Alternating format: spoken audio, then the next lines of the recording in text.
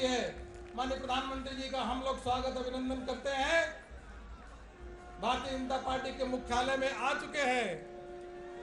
गरीब है, शोषित है, वंचित है, किसान है, वो माननीय प्रधानमंत्री जी को अपने मसीहा के रूप में देखता है। उनका लगातार उत्थान करने का काम कर रहे हैं और इसी के बदौलत जनता का पूरा समर्थन रहा है और भारतीय जनता पार्टी को ऐतिहासिक विजय हासिल हुई है।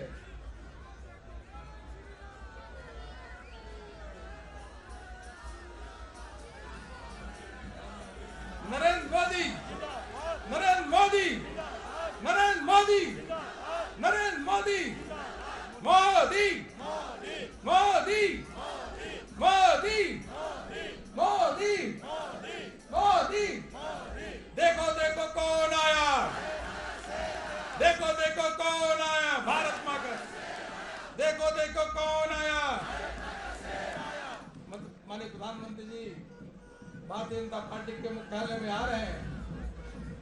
आप सभी सौभाग्यशाली हैं कि माननीय प्रधानमंत्री जी को आप सबको सुनने का मिलेगा यहाँ से।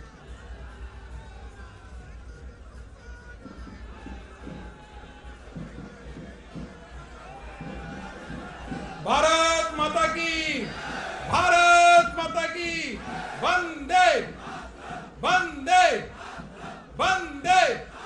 Bharatiya Janata party, Bharatiya Janata party, Bharatiya Janata party, Narendra Modi, Narendra Modi, Narendra Modi, Modi, Modi.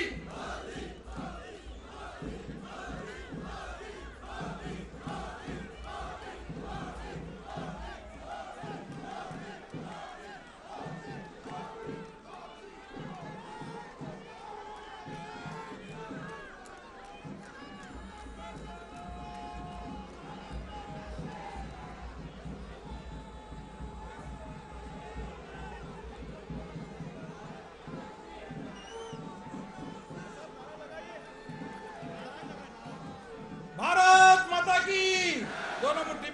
Bharat माता की, भारत माता की, नरेंद्र मोदी, नरेंद्र मोदी, नरेंद्र मोदी, मोदी, मोदी, मोदी, मोदी, मोदी। माननीय प्रधानमंत्री जी अभी मोदी, मोदी, मोदी, नरेंद्र मोदी, नरेंद्र मोदी। माननीय प्रधानमंत्री जी अब दिखेंगे तो तालियों के द्वारा आप सभी उनका स्वागत करें, अभिनंदन करें भारतीय जनता पार्टी के मुख्यालय में। देखो देखो कौन आया, देखो देखो कौन आया, देखो देखो कौन आया। मोदी, मोदी, मोदी, मोदी।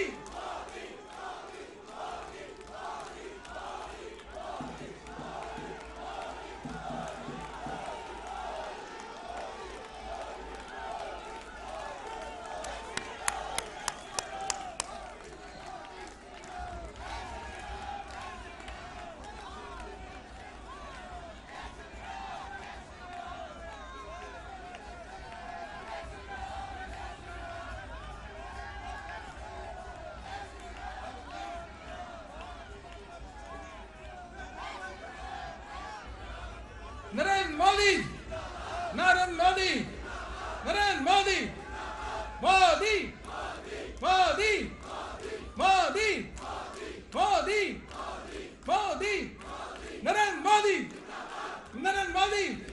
तालियों के गड़गड़ाहट के साथ माननीय प्रधानमंत्री जी का स्वागत अभिनंदन, ढेर सारे स्वागत अभिनंदन माननीय प्रधानमंत्री जी का करे। गरीब, किसान, महिला, इन सभी वर्गों का उत्थान करने वाले जो आज माननीय प्रधानमंत्री जी को मसीहा के रूप में देखते हैं, ऐसे माननीय प्रधानमंत्री जी का स्वागत अभिनंदन करते हैं। अब मैं निवेदन करूंगा,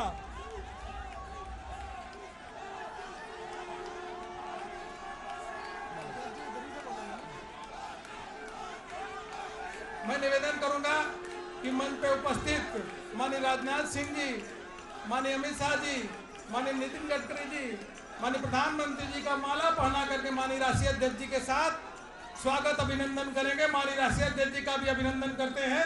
माननीय प्रधानमंत्री जी का राष्ट्रीय अध्यक्ष जी और सभी पूर्व राष्ट्रीय अध्यक्ष जी स्वागत और अभिनंदन कर रहे हैं।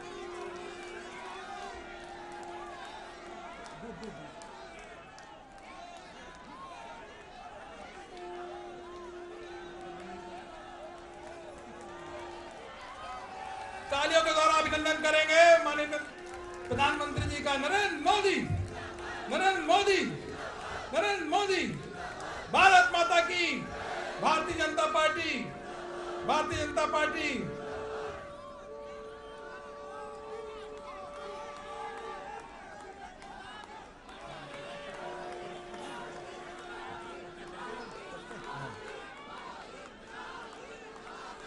मैं तरुण जी से निवेदन करूंगा कि माननीय राष्ट्रीय अध्यक्ष जी का स्वागत करें पटका पहना करके।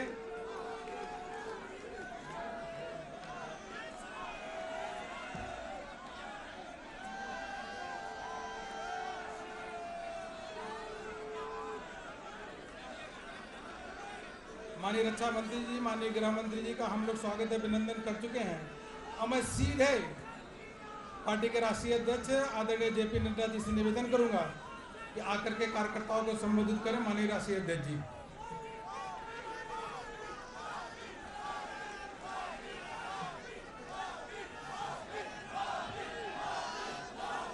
बोलिए भारत माता की, भारत माता की। स्वागत है, स्वागत है, स्वागत है, स्वागत है, स्वागत है, स्वागत है, स्वागत है, स्वागत है। आज के इस विजय सभा में यहां उपस्थित भारत के यशस्वी प्रधानमंत्री, हम सबके आदरणीय श्री नरेंद्र मोदी जी, हमारे भारत के रक्षा मंत्री श्री राजनाथ सिंह जी, भारत के गृह मंत्री श्री अमित शाह जी और भारत सरकार में मंत्री पूर्व अध्यक्ष सम्माननीय नितिन गडकरी जी और यहां उपस्थित इस विजय मनाने के लिए एकत्र आए इतनी बड़ी संख्या में हमारे भारतीय जनता पार्टी के कार्यकर्ता बंधु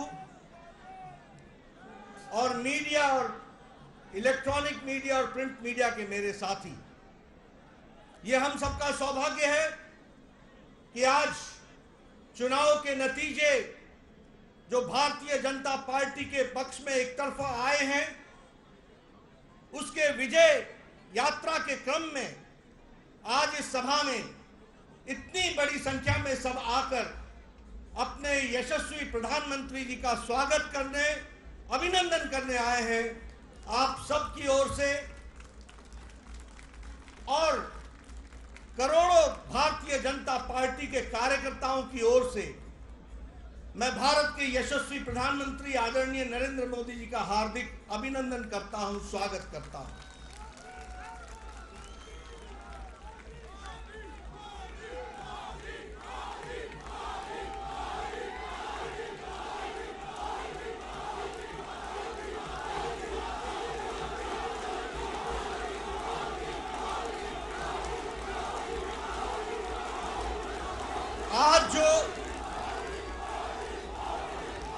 आज जो नतीजे आए हैं, जिसमें हमें एक तरफा भारत की जनता का, 4 राज्यों का जो आशीर्वाद मिला है, ये आशीर्वाद में जो योगदान भारत की जनता ने किया है, वो इस बात को बताता है कि आदरणीय यशस्वी प्रधानमंत्री मोदी जी के द्वारा चलाए गए कार्यक्रम, उनके द्वारा प्रतिपादित किए गए नीतियां, इन नीतियों को फिर से देश की जनता ने चुनाव में जीत हासिल करा करके मुहर लगाई है। इस बात के लिए मैं मतदाताओं का अपनी ओर से हार्दिक धन्यवाद देता हूं और साथ ही साथ प्रधानमंत्री मोदी जी का अभिनंदन करता हूं कि उनके नेतृत्व में एक बार फिर से एनडीए, एक बार फिर से भारतीय जनता पार्टी को प्रचंड जीत हासिल हुई है और लोगों ने उनकी नीतियां और उनके कार्यक्रम को मुहर लगाई है। इसके लिए मैं पुनः उनको बधाई भी देता हूं, धन्यवाद भी देता हूं और आप सब की ओर से, करोड़ों कार्यकर्ताओं की ओर से और मतदाताओं की ओर से उनका हार्दिक अभिनंदन करता हूं, स्वागत करता हूं। मित्रों, जो नतीजे आज आए हैं वो इस बात को बताते हैं कि ये नतीजे बहुत तरीके से पहली बार राजनीति के दृष्टि से कुछ इंगित करते हैं, कुछ दिशा देते हैं, कुछ जिसे हम कहते हैं कि रास्ता बताते हैं कि भारत की राजनीति मोदी जी के नेतृत्व में किस प्रकार से आगे बढ़ रही है। अगर हम उत्तर प्रदेश की बात करें तो यह पहला मौका है कि 4 बार लगातार मोदी जी को उत्तर प्रदेश की जनता ने लगातार आशीर्वाद दिया है।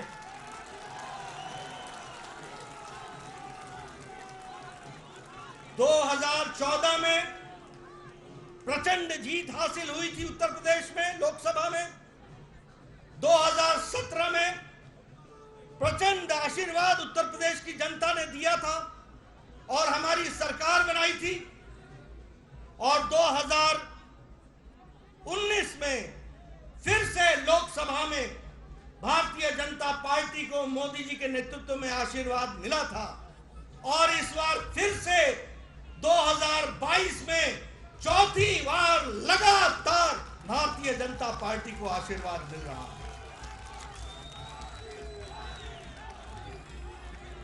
ये पहली बार 37 साल बाद हो रहा है कि उत्तर प्रदेश में लगातार कोई पार्टी की सरकार दोबारा आई है। ये 37 साल बाद उत्तर प्रदेश की धरती पर हो रहा है और हमारा वोट शेयर भी 42% से ज्यादा बढ़कर के आया है। इसी प्रकार अगर हम देखें तो उत्तराखंड जब से राज्य बना तब से हमेशा वहां सरकार बदलती रही, हर चुनाव में सरकार बदलती रही, लेकिन मोदी जी के नेतृत्व में उत्तराखंड का चुनाव लड़ा गया और उत्तराखंड की जनता ने भी फिर से दोबारा और पहली बार दोबारा सरकार बनाई है और उत्तराखंड में भी भारतीय जनता पार्टी को बहुमत दिया गया। अगर हम बात करें मणिपुर की तो मणिपुर में भी पहली बार विशुद्ध भारतीय जनता पार्टी के बहुमत से अब हमारी सरकार बन रही है। यह परिस्थिति आई है, इसको भी हमको याद है।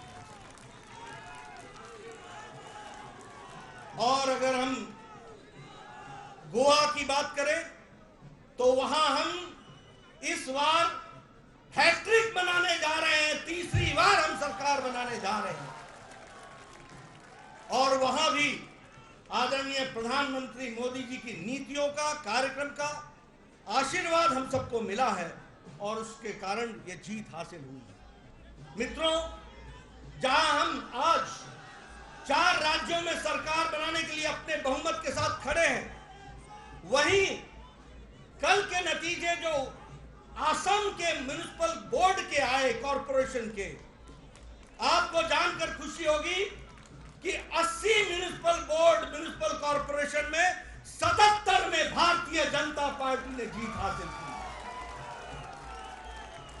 और आज वहां भी एक बाई इलेक्शन था मंझोली का, वह भी सीट प्रचंड मार्जिन के साथ भारतीय जनता पार्टी ने जीती है। इसलिए जिसे हम कहते हैं कि हमारी जनता ने मोदी जी को भरपूर आशीर्वाद दिया, एक तरफा आशीर्वाद दिया है और उनकी नीतियों के, उनके कार्यक्रमों को फिर से एक बार मुहर लगाई है। इस बात के लिए हम सबको बहुत बहुत मोदी जी का धन्यवाद देते हैं। मित्रों,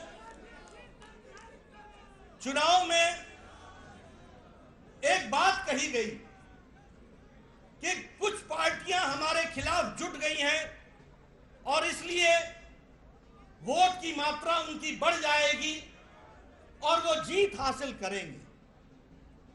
कई पत्रकार ये पूछा करते थे कि इतनी पार्टियों का जमावड़ा हो गया है, आप किस तरीके से इसको देखते हैं?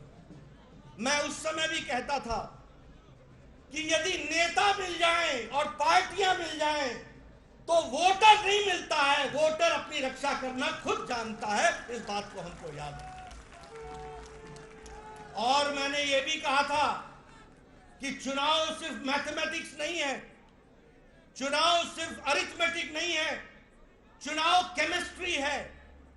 और जब मैं केमिस्ट्री बोलता हूं तो हम सबको ये याद रखना चाहिए कि भारत की जनता, गरीब जनता, वंचित जनता, पीड़ित, शोषित, दलित, हमारी महिलाएं, हमारी बहनें, हमारा युवा साथी, हमारा किसान आज अगर अपनी केमिस्ट्री जोड़ता है तो वो नरेंद्र मोदी जी के साथ जोड़ता है। इस बात को हमको याद रखना चाहिए।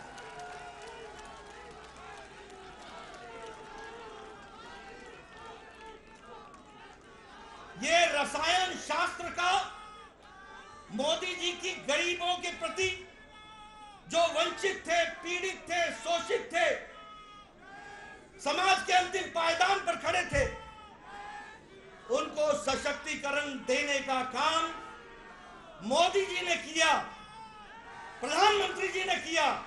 और इसलिए रसायन शास्त्र का गरीब व्यक्ति को, जो वंचित था, उसको रस मिलता है तो वो आदरणीय प्रधानमंत्री जी की नीतियों से मिलता है, कार्यक्रमों से मिलता है। इसको हमको याद रखना चाहिए।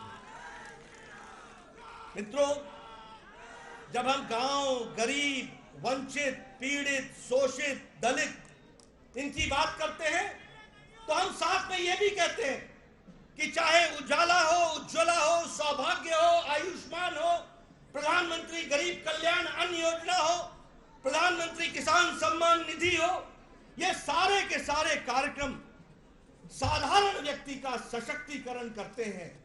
और वो साधारण व्यक्ति जब चुनाव आता है तो अपना कीमती मत को संभाल कर रखता है और मोदी जी के नाम पर वो कमल के निशान पर बटन दबाता है। आदरणीय प्रधानमंत्री जी ने भारत की राजनीति की संस्कृति बदली है।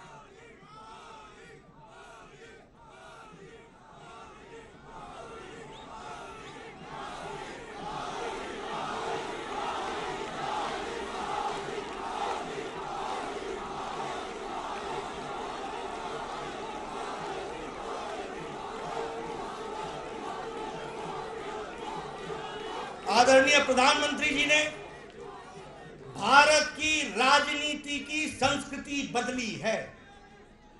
लंबे समय तक एक राजनीति चल रही थी। वह राजनीति थी भाई भतीजावाद, भ्रष्टाचार, सांप्रदायिकता, जातिवाद, परिवारवाद, क्षेत्रवाद। इनकी राजनीति लंबे समय से चल रही थी। लेकिन आदरणीय प्रधानमंत्री जी ने भारत की राजनीति बदल दी, उसकी संस्कृति बदल दी।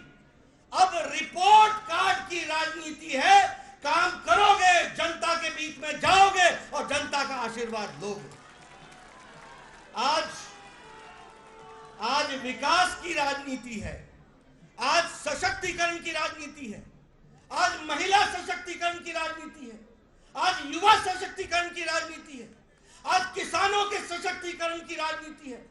आज जो व्यक्ति समाज के अंतिम पायदान पर खड़ा था, जिसको कोई पूछता नहीं था, वोट का आधार मानता था, वोट बैंक पॉलिटिक्स करता था, उसको मुख्य धारा में लाने का काम और सशक्तिकरण का काम किया है तो आदरणीय प्रधानमंत्री जी ने किया है, उनकी नीतियों ने किया है। मित्रों, जब मैं उत्तर प्रदेश की बात करता हूं तो हम जानते हैं 5 साल पहले वहां भय का वातावरण था, भ्रष्टाचार था, माफिया राज था, गुंडागर्दी थी, आतंकवादी दंडनाते थे, उनको नेताओं का संरक्षण मिलता था। लेकिन योगी जी ने लॉ एंड ऑर्डर को कंट्रोल करके वहां पर भय मुक्त समाज और भय मुक्त प्रदेश बनाने का काम किया, तो आदरणीय योगी जी ने किया। और उत्तर प्रदेश की जनता ने भरपूर आशीर्वाद दिया। अभी मैं नतीजे देख रहा था, हम 2/3 बहुमत की तरफ बढ़ रहे हैं। यह परिस्थिति आकर के खड़ी हुई। जो माफिया राज दंडनाते थे वो आज जेलों में बंद है।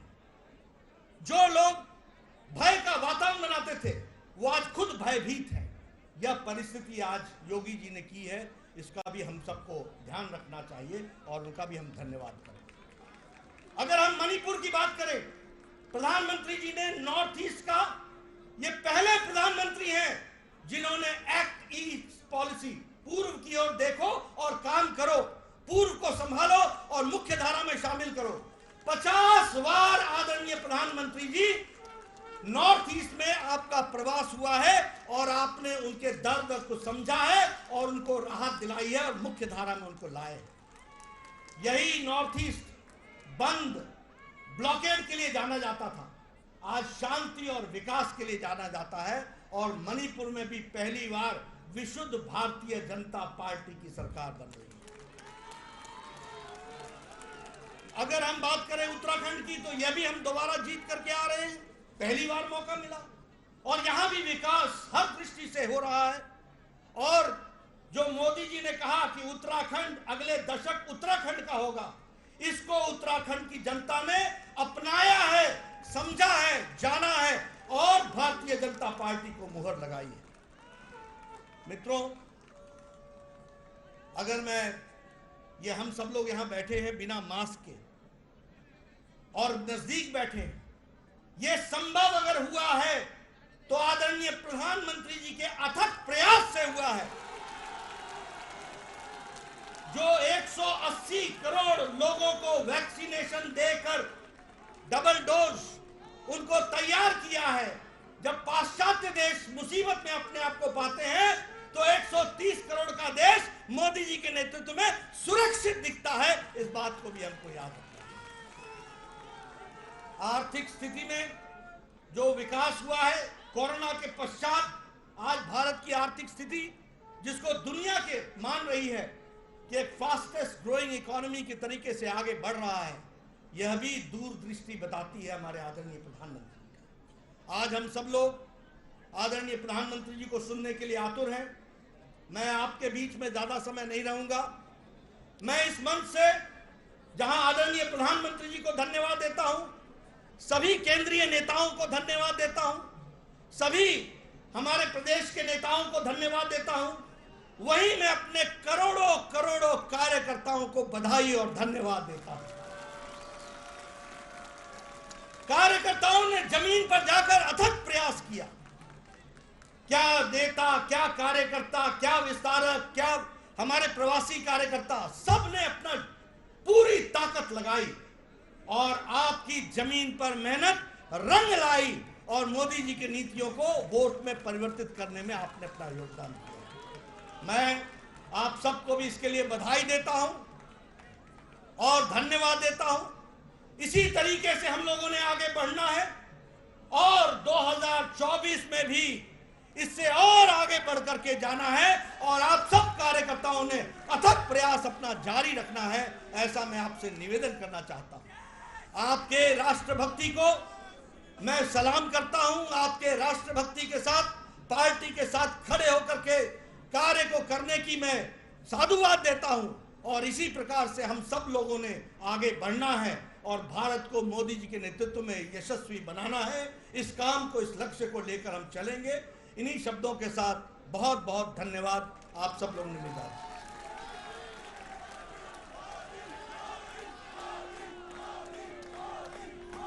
गरीब, शोषित, वंचित के लगातार उत्थान करने वाले उनके मसीहा के रूप में माननीय प्रधानमंत्री जी विश्व के सबसे लोकप्रिय नेता हैं।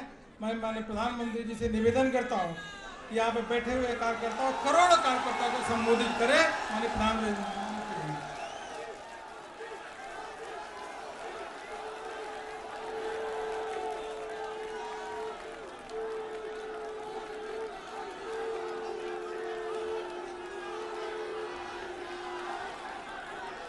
भारत माता की, भारत माता की, भारत माता की। आज उत्साह का दिन है, उत्सव का दिन है। ये उत्सव भारत के लोकतंत्र के लिए है। मैं इन चुनावों में हिस्सा लेने वाले सभी मतदाताओं को बहुत बहुत बधाई देता हूं। उनके निर्णय के लिए मतदाताओं का आभार व्यक्त करता हूं। विशेष रूप से हमारी माताओं बहनों ने, हमारे युवाओं ने जिस प्रकार भारतीय जनता पार्टी को भरपूर समर्थन दिया है, वो अपने आप में बहुत बड़ा संदेश है। मुझे इस बात का भी संतोष है कि फर्स्ट टाइम वोटर्स ने बढ़ चढ़कर मतदान में हिस्सा लिया और भाजपा की जीत पक्की की।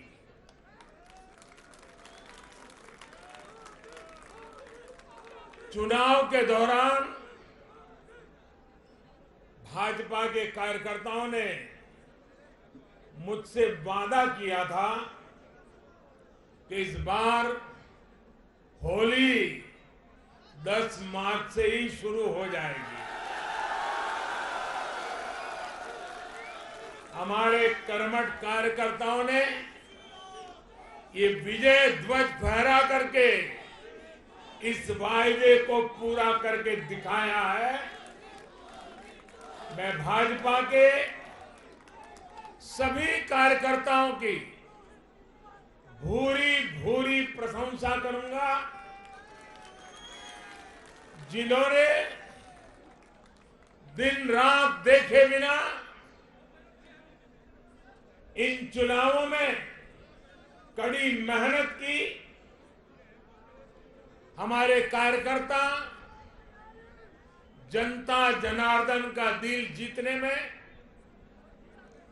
जनता जनार्दन का विश्वास जीतने में सफल रहे और पूरे पार्टी का नेतृत्व जिन्होंने किया, कार्यकर्ताओं ने को जिन्होंने लगातार मार्गदर्शन किया, ऐसे हमारे राष्ट्रीय अध्यक्ष श्रीमान जगत प्रकाश नड्डा जी को भी मैं बहुत बहुत अभिनंदन करता हूं, बहुत बहुत बधाई देता हूं।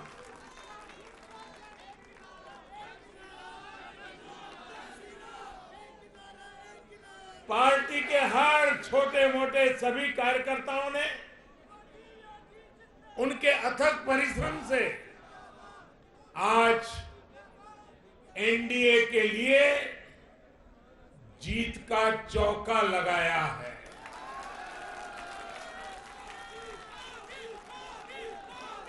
साथियों, उत्तर प्रदेश ने देश को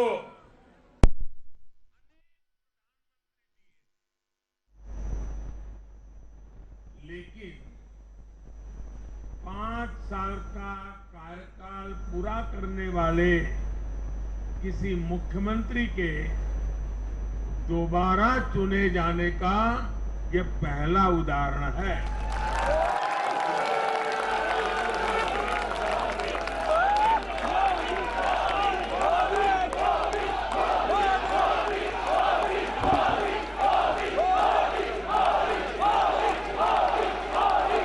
नड्डा जी ने विस्तार से बताया, उत्तर प्रदेश में 37 साल बाद कोई सरकार लगातार दूसरी बार सत्ता में आई है।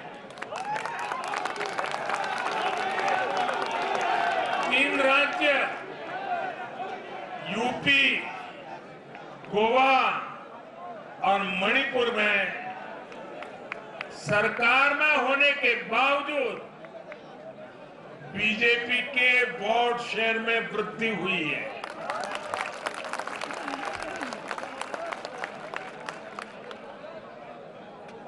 गोवा में सारे एग्जिट पोल गलत निकल गए और वहां की जनता ने तीसरी बार सेवा करने का मौका दिया है। 10 साल तक सत्ता में रहने के बाद भी राज्य में बीजेपी की सीटों की संख्या बढ़ी है। उत्तराखंड में भी भाजपा ने नया इतिहास रचा है। राज्य में पहली बार कोई पार्टी लगातार दूसरी बार सत्ता में आई है। यानी सीमा से सटा एक पहाड़ी राज्य, एक समुद्र तटीय राज्य और एक मां गंगा का विशेष आशीर्वाद प्राप्त एक राज्य और पूर्वोत्तर सीमा पर एक राज्य, भाजपा को चारों दिशाओं से आशीर्वाद मिला।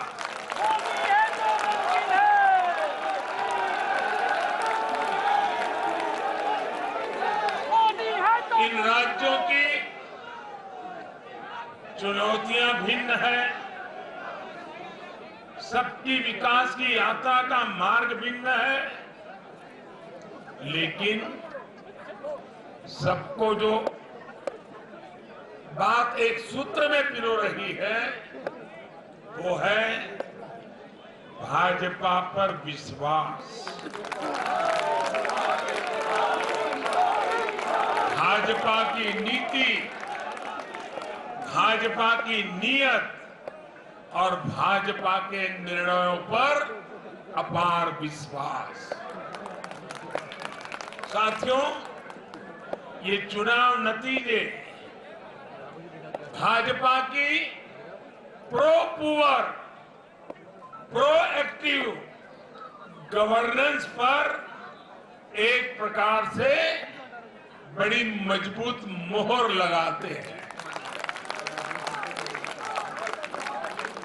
पहले जनता अपने ही हक के लिए सरकार के दरवाजे खटखटाकर थक जाती थी। बिजली, पानी, गैस, टेलीफोन, बहुत बुनियादी सुविधाओं के लिए, सामान्य जरूरतों के लिए सरकारी दफ्तरों के चक्कर काटने पड़ते थे, पैसे देने पड़ते थे।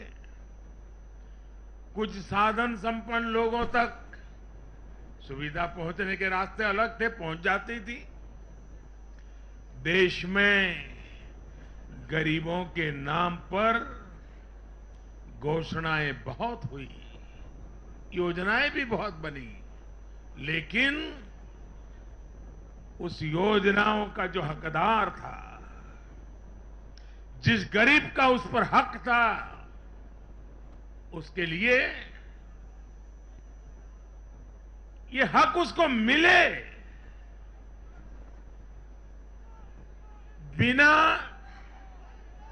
परेशानी को मिले, उसके लिए गुड गवर्नेंस, डिलीवरी, इसका बड़ा महत्व होता है। लेकिन भाजपा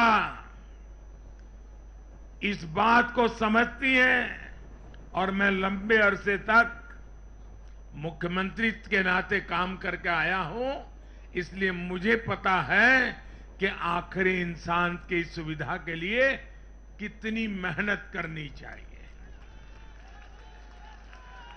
बीते वर्षों में हमने गवर्नेंस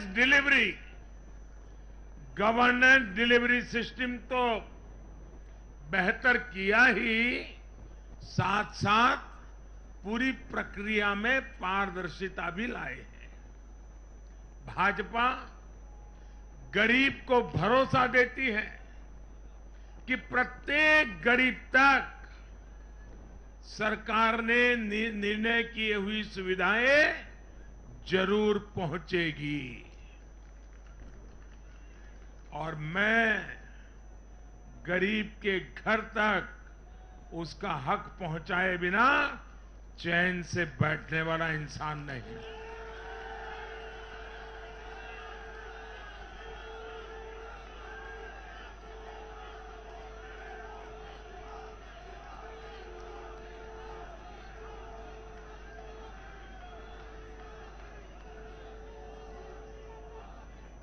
दो दशक से भी ज्यादा समय तक हेड ऑफ द गवर्नमेंट के रूप में सेवा करने का मुझे सौभाग्य मिला है।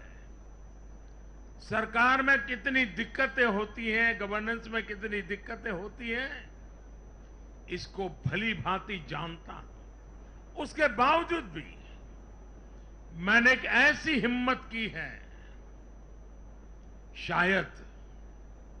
शायद कोई न कर पाए। और वो हिम्मत मैंने लाल किले से 15 अगस्त को मेरे भाषण में उसको व्यक्त किया था। मैंने कहा था कि अब भाजपा को जहां जहां सेवा करने का मौका मिलेगा, हम हर योजना के जो हकदार हैं उनके लिए 100% सैचुरेशन, यानी काम को 100% पूरा करना, हर गरीब तक हर सरकारी योजना का लाभ पहुंचाना, ये 100% की कल्पना करना 2 दशक से ज्यादा समय सरकार का काम करने के बाद मैं कहता हूं, ये बहुत बड़ी हिम्मत की है मैंने। और ये हिम्मत मैंने इसलिए की है कि जब ईमानदारी होती है, नीयत साफ होती है, गरीबों के प्रति करुणा होती है, देश का कल्याण यही जीवन का मंत्र होता है, तो फिर ऐसे निर्णय करने की ताकत पैदा होती है। हम हर गरीब तक पहुंचेंगे, हम हर गरीब तक पहुंचेंगे, 100% लाभार्थियों तक पहुंचेंगे। भाई और बहनों, आज मैं देश की महिलाओं, हमारी बहन बेटियों को विशेष रूप से नमन करता हूं। चुनाव के नतीजों में मेरी इन माताओं, बहनों का, बेटियों का बहुत बड़ा योगदान है। ये हमारा सौभाग्य है कि भाजपा को बहनों, बेटियों, माताओं ने इतना स्नेह दिया है, इतना आशीर्वाद मिला है। जहां जहां महिला मतदाताओं ने पुरुषों के मुकाबले ज्यादा वोट किया है, वहां बीजेपी को बम्पर जीत मिली है।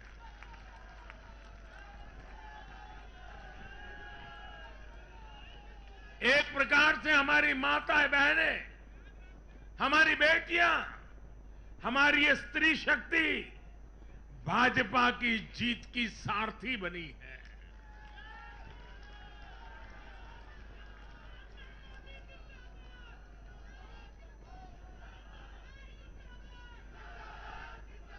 मैं जब गुजरात में था तो कभी कभी कुछ ऐसी घटनाएं हो जाती थी कि लोग चिंता करते थे, मोदी जी आपकी सुरक्षा का क्या, आप चिंता क्यों नहीं करते, अपने आप को क्यों संभालते नहीं हैं। तो मैं एक ही जवाब देता था कि कोटि कोटि माताओं का, स्त्री शक्ति का मुझे सुरक्षा कवच मिला हुआ है।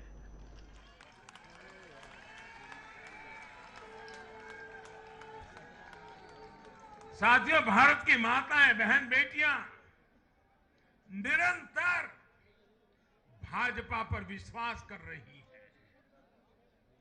उनको पहली बार विश्वास मिला है कि सरकार उनकी छोटी से छोटी जरूरतों को भी ध्यान में रखती है। साथियों, इन चुनावों के नतीजों ने एक बात और साफ कर दी है कि यूपी की जनता को,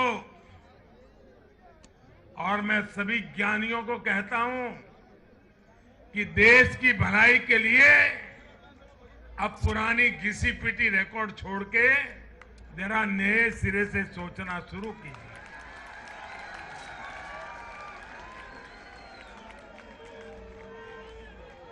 इस देश के लिए बड़ी दुख की बात है। मैं स्वयं बहुत दुख अनुभव करता था जब ये ज्ञानी लोग यूपी की जनता को सिर्फ और सिर्फ जातिवाद के तराजू से तोलते थे, जातिवाद की दृष्टि से देखते थे। मैं समझता हूं कि उत्तर प्रदेश के नागरिकों को जातिवाद की बाड़ाबंदी में बांध करके वे उन जातियों का अपमान करते थे, उन नागरिकों का अपमान करते थे, पूरे उत्तर प्रदेश का अपमान करते थे। कुछ लोग ये कहकर यूपी को बदनाम करते हैं कि यहां के चुनाव में तो जाति ही चलती है। लेकिन भाइयों बहनों, उत्तर प्रदेश के लोगों ने दिखा दिया है। 2014 के चुनाव नतीजे देखें, 2017, 2019 के नतीजे देखें, और अब फिर 22 में भी देख रहे हैं। हर बार यूपी के लोगों ने सिर्फ और सिर्फ विकासवाद की राजनीति को ही चुना है। यूपी के लोगों ने इन लोगों को यह सबक दिया है और यह सबक उनको सीखना होगा। यूपी के गरीब से गरीब व्यक्ति ने, यूपी में गांव में रहने वाला व्यक्ति हो, पढ़ा लिखा हो या अनपढ़ हो, यूपी के हर मतदाता ने, हर नागरिक ने एक सबक दिया है कि जाति की गरिमा, जाति का मान देश को जोड़ने के लिए होना चाहिए, देश को तोड़ने के लिए नहीं होना चाहिए। और ये करके दिखाया है, चार चुनावों में करके दिखाया है। वैसे आज मैं ये भी कहूंगा कि 2019 के चुनाव नतीजों के बाद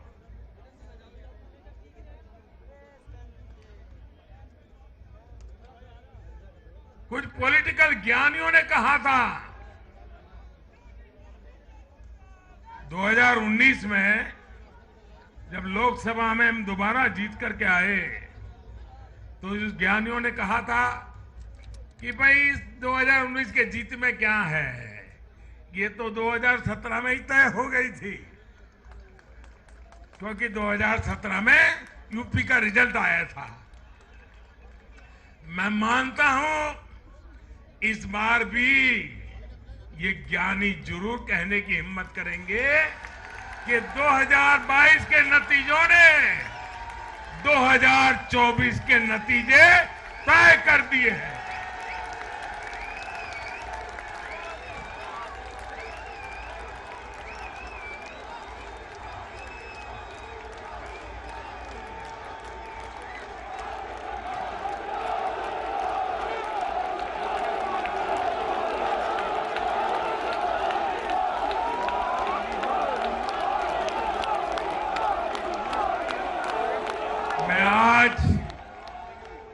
पंजाब के भाजपा कार्यकर्ताओं की भी विशेष प्रशंसा करूंगा।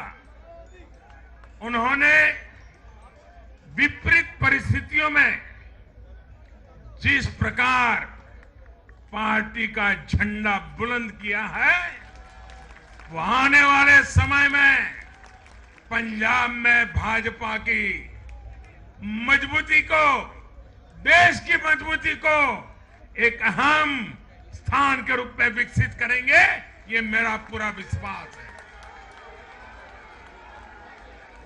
पंजाब में भाजपा एक शक्ति के रूप में उभरनी है, ये मैं अपनी आंखों के सामने देख रहा हूं दोस्तों।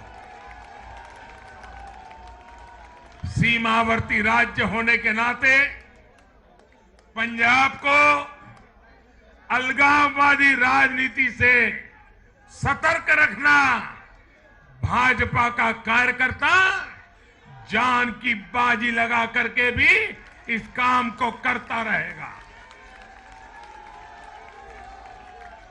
आने वाले 5 सालों में भाजपा का हर कार्यकर्ता वहां इस दायित्व को जोर शोर से निभाने वाला है। ये विश्वास मैं पंजाब की जनता को आज देना चाहता हूं। साथियों, ये चुनाव ऐसे समय में हुए हैं जब दुनिया 100 साल के सबसे बड़े कोरोना जैसी महामारी के संकट से लड़ रही है। पूरी मानव जात, पूरा विश्व 100 साल में ऐसी बीमारी नहीं देखी, ऐसी मुसीबत से लड़ना नहीं पड़ा है। ये जैसे कुछ कम था तो युद्ध ने भी विश्व की चिंताएं बढ़ाई है। इन परिस्थितियों में दुनिया भर की सप्लाई चेन छिन्न भिन्न हो गई है। 2 साल से सप्लाई चेन पर बहुत ही विपरीत प्रभाव हुआ और युद्ध ने उसमें और जोड़ दिया। इन चुनौतियों से निपटने के लिए भारत ने जो कदम उठाए, आर्थिक स्तर पर जो फैसले लिए, गरीब कल्याण के जो फैसले लिए, उन सभी ने भारत को संभल कर आगे बढ़ने में बहुत मदद की। भारत बच पाया है क्योंकि हमारी नीतियां जमीन से जुड़ी रही। हमारी नीतियां जमीन से जुड़ी रही और हमारे प्रयास निष्ठा और नियत की पटरी पर अविरत आगे बढ़ते रहे। जहां जहां डबल इंजन की सरकार रही, वहां पर जनता के हितों की डबल सुरक्षा हुई और विकास के कार्यों की गति भी तेज हुई। इस समय जो युद्ध चल रहा है, उसका प्रभाव प्रत्यक्ष और परोक्ष रूप से दुनिया के हर देश पर पड़ रहा है। भारत शांति के पक्ष में है, बातचीत से हर समस्या को सुलझाने के पक्ष में है। लेकिन जो देश सीधे जंग लड़ रहे हैं, भारत का उनसे आर्थिक दृष्टि से, सुरक्षा की दृष्टि से, शिक्षा की दृष्टि से, राजनीतिक दृष्टि से नाता है। भारत की बहुत सारी जरूरतें इन देशों से जुड़ी हुई है। भारत बाहर से जो कच्चा तेल मंगाता है, पाम ऑयल मंगाता है, सनफ्लावर ऑयल मंगाता है, उसकी कीमत भी अंतर्राष्ट्रीय बाजार में बहुत तेजी से बढ़ रही है। कोयला हो, गैस हो, फर्टिलाइजर हो, सभी की कीमतों में पूरी दुनिया में कल्पना बाहर का उछाल आ रहा है। युद्ध के कारण पूरी दुनिया में महंगाई बढ़ रही है। विकासशील देशों को विशेष रूप से कठिनाई का सामना करना पड़ रहा है। साथियों, इस वैश्विक संदर्भ में इन कठिनाइयों के बीच इस बार के बजट पर नजर डालें तो एक विश्वास पैदा होता है। देश आत्मनिर्भर भारत अभियान के मार्ग पर आगे बढ़ रहा है। इस भावना को इस बार के बजट से और ऊर्जा मिली है और मैं मानता हूं कि दुनिया भर में बने निर्माण हुए इस विपरीत वातावरण में, उथल पुथल से भरे माहौल में, अनिश्चितता से भरे माहौल में भारत की जनता ने विशेष करके उत्तर प्रदेश जैसे राज्यों ने अपनी दूरदृष्टि का परिचय दिया है। भारत के मतदाताओं ने जिस तरह इन चुनावों में स्थिर सरकारों के लिए वोट दिया, वो इस बात का प्रतिबिंब है कि लोकतंत्र भारतीयों की रगों में है।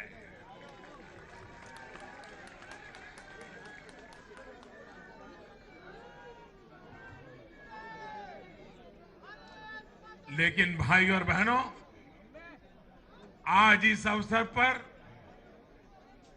मैं देश के सामने अपनी कुछ चिंताएं भी रखना चाहता हूं। देश का नागरिक तो बहुत जिम्मेदारी के साथ देश के हित में अपना काम कर रहा है। जब भी उसको अवसर मिलता है वो जिम्मेदारी के साथ पेश आता है। देश का सामान्य नागरिक राष्ट्र निर्माण में जुटा है, लेकिन हमारे यहां कुछ लोग लगातार राजनीति का स्तर गिराते जा रहे हैं। कोरोना के इस समय में भी हमने देखा है कि इन लोगों ने देशवासियों को गुमराह करने की लगातार कोशिश की। वैक्सीनेशन के हमारे प्रयासों की दुनिया प्रशंसा कर रही है, लेकिन इस पवित्र कार्य पर, मानवता के कार्य पर, सेवा के कार्य पर, भारत की वैक्सीन पर भी सवाल उठाए गए। दुर्भाग्य की बात है, जब यूक्रेन में हजारों भारतीय विद्यार्थी, हमारे छात्र, हमारे नागरिक फंसे हुए थे, तब भी देश का मनोबल तोड़ने की बातें हो रही थी। जो वहां फंसे थे उनके परिवारों की चिंता बढ़ाने का काम हो रहा था। ये लोग उन बच्चों में असुरक्षा की भावना बढ़ा रहे थे, यहां उनके परिवार वालों की चिंता बढ़ा रहे थे। इतना ही नहीं, इन लोगों ने ऑपरेशन गंगा को भी प्रदेशवाद की बेड़ियों में बांधने की कोशिश की।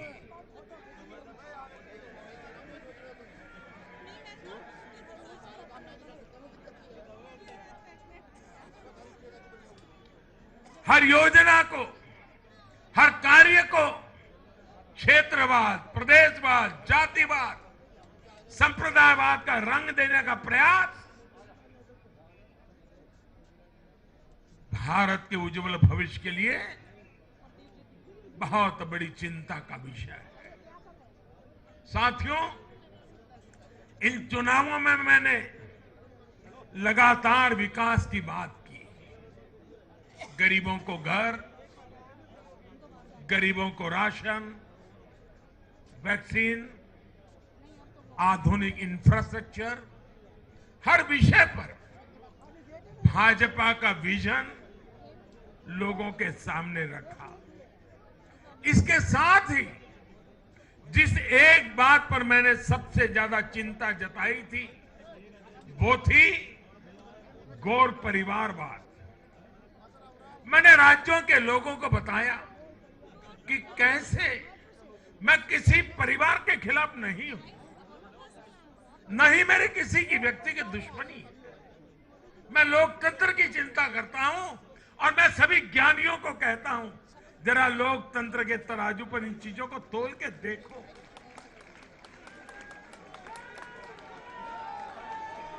और मैंने लोगों को बताया कैसे परिवारवादी राजनीति ने उनके राज्य का कितना नुकसान किया है, राज्य को पीछे ले जा रहा है। और मुझे खुशी है कि मतदाताओं ने इस बात को समझते हुए भी इस चुनाव में अपना वोट दिया है, लोकतंत्र की ताकत को मजबूत किया। साथियों, ये लगातार बहस बहुत जरूरी है। भारत जैसे लोकतंत्र में और देश को जिस ऊंचाई पर ले जाना है उसको ध्यान में रखते हुए जिन मुद्दों को मैं उठा रहा हूं उसको निरपेक्ष भाव से बहस होना जरूरी है। भारत में परिवारवादी राजनीति का, ये मेरे शब्द लिख करके रखिए दोस्तों, एक न एक दिन ऐसा आएगा जब भारत में परिवारवादी राजनीति का सूर्यास्त ये देश के नागरिक करके रहेंगे।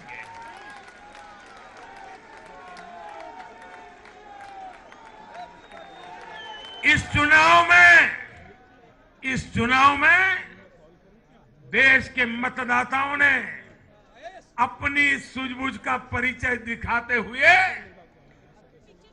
ये क्या होने वाला है इसका इशारा कर दिया है। साथियों, आज एक और विषय में देश के लोगों के सामने रखना चाहता हूं। ये विषय है भ्रष्टाचार के खिलाफ कार्रवाई को रोकने की साजिश। आप मुझे बताइए साथियों, क्या भ्रष्टाचार के खिलाफ कार्रवाई होनी चाहिए कि नहीं होनी चाहिए? भ्रष्टाचार करने वालों पर कड़ी कार्रवाई होनी चाहिए कि नहीं होनी चाहिए? ये भ्रष्टाचार रूपी दिमाग देश में से नष्ट होनी चाहिए कि नहीं होनी चाहिए? साथियों, हमारे देश में भ्रष्टाचार के खिलाफ लोगों में, भ्रष्टाचारियों के खिलाफ, ऐसे लोगों के प्रति एक भयंकर नफरत का भाव रहता है। देश की गाढ़ी कमाई को लूटकर अपनी तिजोरी भरने की ये प्रवृत्ति कुछ लोगों की पहचान के साथ जुड़ गई है। भारतीय जनता पार्टी 2014 में एक ईमानदार सरकार का वायदा करके चुनाव जीती थी और हमारी ईमानदारी को देखकर 2019 में जनता ने हमें और ज्यादा आशीर्वाद दिया।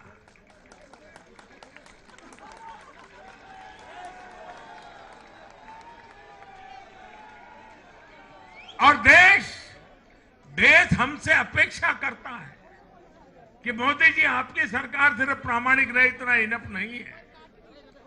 आप ही हैं, आप ही की सरकार है जो भ्रष्टाचारियों को सजा कर सकती है, उन पर कठोर से कठोर कार्रवाई कर सकती है।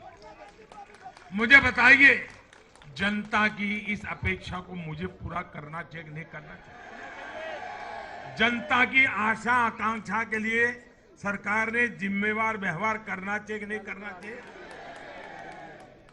लेकिन आज हम देख रहे हैं जो निष्पक्ष संस्थाएं, जो पूरी तरह इंडिपेंडेंट है, वे अगर भ्रष्टाचार के खिलाफ कार्रवाई करते हैं तो ये लोग और उनका पूरा इकोसिस्टम अब भ्रष्टाचारियों की रक्षा करने के लिए उन संस्थाओं को बदनाम करने के लिए मैदान में आ गए हैं।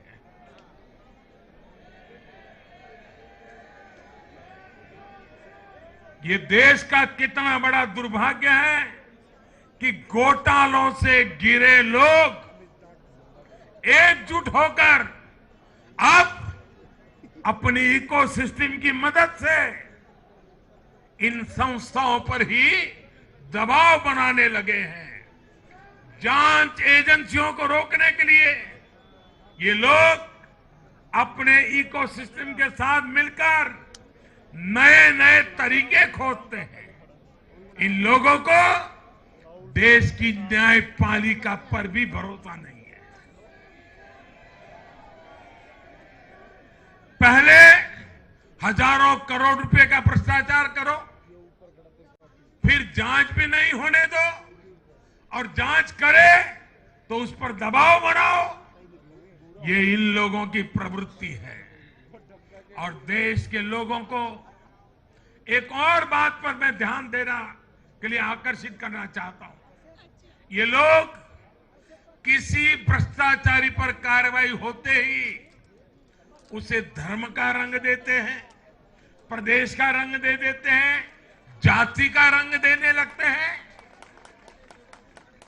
ये नए तौर तरीके शुरू हुए हैं।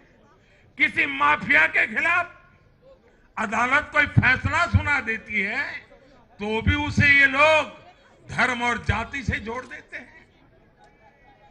ऐसे में भारत के मैं सभी संप्रदायों से आग्रह करता हूं, मैं सभी जाति पे गर्व करने वाले ईमानदार लोगों से आग्रह करना चाहता हूं, उन सबको सोचना होगा कि ऐसे भ्रष्टाचारियों, ऐसे माफियाओं को अपने समाज से, अपने संप्रदाय से, अपनी जाति से दूर करने की हिम्मत करें। इससे समाज भी मजबूत होगा, संप्रदाय भी मजबूत होगा और हर व्यक्ति का भला होगा। और यूपी में हमारी विजय का एक कारण यह भी है कि वहां के लोगों ने कई दशकों से ऐसी राजनीति का बहुत नुकसान सहा है। मैं बनारस का सांसद होने के नाते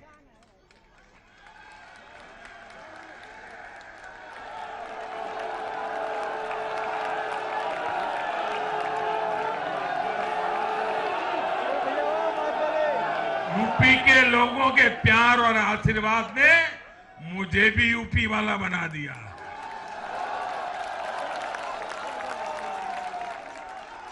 मैं बनारस का सांसद होने के नाते मेरे अनुभव से कह सकता हूं, यूपी के लोग ये बात समझ चुके हैं कि जाति को बदनाम करने वालों से, संप्रदाय को बदनाम करने वालों से अब दूर रहना है और राज्य के विकास को ही सर्वोच्च प्राथमिकता देनी है। साथियों, आजादी के 75वें वर्ष को देखते हुए भी इन चुनाव परिणामों का बहुत महत्व है। भारत आजादी के अमृत काल में प्रवेश कर रहा है। ये चुनाव परिणाम आने वाले 25 वर्षों के हमारे राष्ट्रीय संकल्पों के प्रति देश के मिजाज को, देश के मूड को प्रतिबिंबित करते हैं। यहां से हम 2 पटरियों पर एक साथ तेजी से काम करने वाले हैं। एक तरफ गांव, गरीब, छोटे किसान, लघु उद्यमी, उनके कल्याण पर हमारा जोर है। वहीं दूसरी तरफ देश के संसाधनों, देश की युवा शक्ति को नए अवसर देकर हम आत्मनिर्भरता के मिशन को तेज करना चाहते हैं। भारत का युवा आज अपने हुनर से, अपने बुद्धि के बल से और अपनी क्षमता के उपयोग से दुनिया को समाधान दे रहा है। दुनिया का सबसे बड़ा और सबसे तेज टीकाकरण अभियान आज के भारत के सामर्थ्य का बड़ा उदाहरण है। आज भारत डिजिटल पेमेंट सिस्टम में आत्मनिर्भर हो रहा है। स्टार्टअप के क्षेत्र में अपना सामर्थ्य बढ़ा रहा है और तकनीक के क्षेत्र में नई नई उपलब्धियां प्राप्त कर रहा है। और यह सब हो रहा है उसकी युवा शक्ति के कारण। भारत में शिक्षा का स्तर उच्च कोटि का हो, जो देश और दुनिया की जरूरतों को पूरा करने वाली वर्कफोर्स तैयार कर सके, यह हमारा संकल्प है। आज एक ऐसे नए भारत का निर्माण हो रहा है जहां आपकी पहचान आपके काम से होती है, न कि आपके परिवार से होती है। मुझे विश्वास है सबका साथ, सबका विकास, सबका विश्वास और सबका प्रयास के मंत्र पर चलते हुए हम अपने अपने राज्यों को नई ऊंचाई पर लेके जाएंगे। जब देश के हर राज्य का विकास होगा तो देश का भी विकास होगा। और मुझे तो वह गुजरात में इतने साल काम किया, दिल्ली में सरकार भारतीय जनता पार्टी को अच्छा मानने वाली सरकार नहीं थी। हमारी सरकार में रोड़े अटकाने के सोच वाली सरकार थी। फिर भी गुजरात में हमारा मंत्र यही था, भारत के विकास के लिए गुजरात का विकास।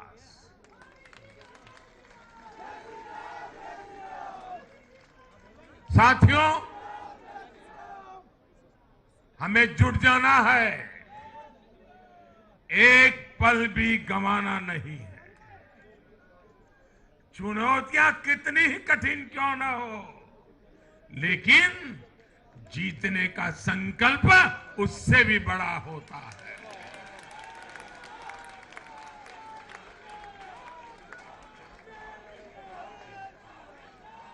बड़े संकल्पों के साथ, बड़े सपनों के साथ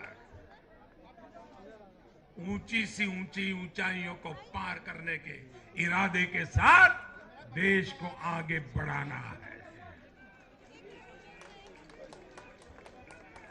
साथियों, इतना बड़ा भव्य विजय भारत के उज्जवल भविष्य की ये गारंटी है। मैं एक बार फिर भारत के उज्जवल भविष्य के लिए ये जो निर्णायक मतदान किया है, इसलिए हमारे मतदाता अभिनंदन के बहुत अधिकारी हैं। आइए दोनों हाथ ऊपर करके तालियों के गड़गड़ाहट के साथ सभी मतदाताओं का अभिनंदन करें, मतदाताओं का आभार व्यक्त करें, मतदाताओं का गौरवगान करें।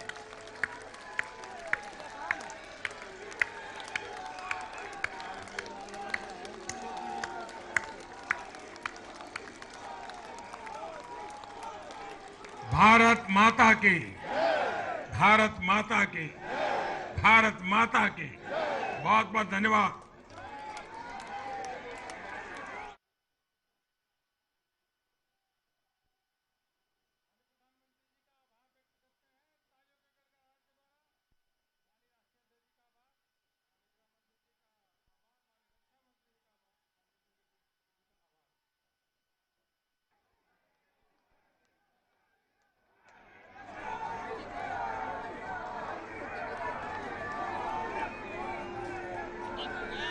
आप सभी कार्यकर्ताओं से निवेदन है कि आप सभी के लिए यहाँ पे भोजन की व्यवस्था है, भोजन करके ही जाइएगा। 7-8 घंटे से आप सब लोग हैं। नीचे बेसमेंट में भोजन की व्यवस्था है, मिठाई भी है, भोजन ग्रहण करके ही जाएंगे, ऐसा मेरा निवेदन है। बहुत बहुत धन्यवाद आप सभी का, बहुत बहुत धन्यवाद।